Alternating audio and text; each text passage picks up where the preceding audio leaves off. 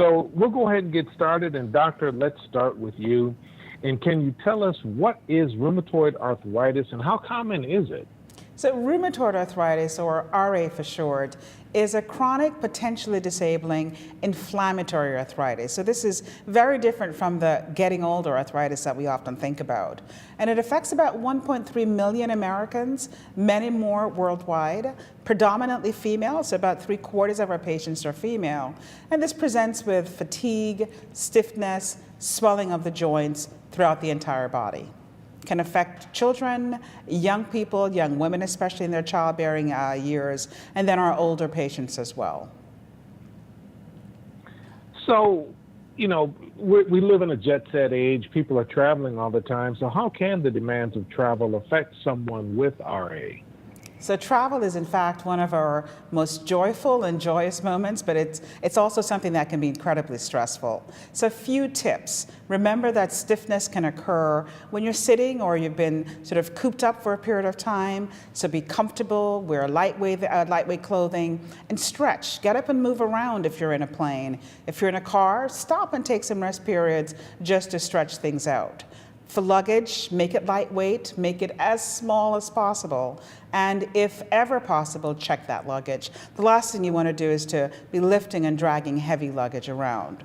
And then while you're in flight, stay hydrated. Just make sure that you have your medication close by so that the anxiety of losing the meds is not part of this journey.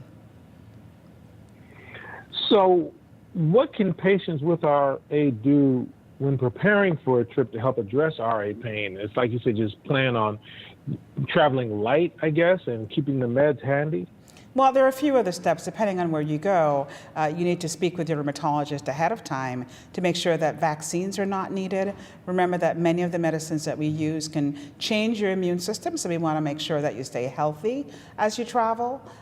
Be sure that whatever you need for pain, that you have that close by, and to really keep your disease under control. Take your medicines, don't skip them because you're going for a short trip. And let's talk about treatment. So what types of treatment are available to people living with RA? So I'm here speaking on behalf of Sanofi Regeneron, but there are many, many treatment options available, and really the best source of guidance for this is your rheumatologist. We have pills, we have injections that patients can self-administer at home. We also have infusions that can be given in the office or the hospital. And then diet and exercise are really very important parts of every single day. So those are really clear things, and this all works together to keep you healthy. And I take it a patient with an RA patient needs to really discuss those options with their doctors because, one size doesn't fit all. Absolutely. There's no single bucket that we all drop into. So we have to personalize what I call the concoction, the cocktail for each patient based on their needs, their work, their travel, their home, and their unique medical problems. And Maria, so how do you manage the pain you experience when you travel? When I travel by plane after takeoff, I get up and walk a little bit.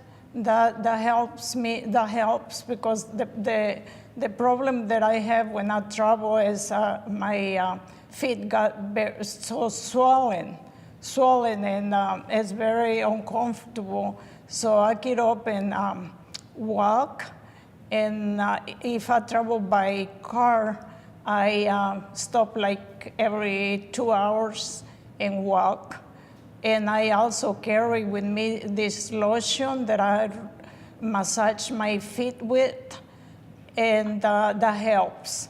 That helps. And finally, where can we get more information? So there are many online resources available, but I'd always direct patients to first speak with their rheumatologist, and if they don't have one, with your primary care provider to direct you appropriately. But yourramoments.com is a very helpful website to give useful insights and tips for patients living with RA. Well, Dr. Wright and Maria, thank you so much for joining us today. And Maria, thank you for telling us your story. Thank you.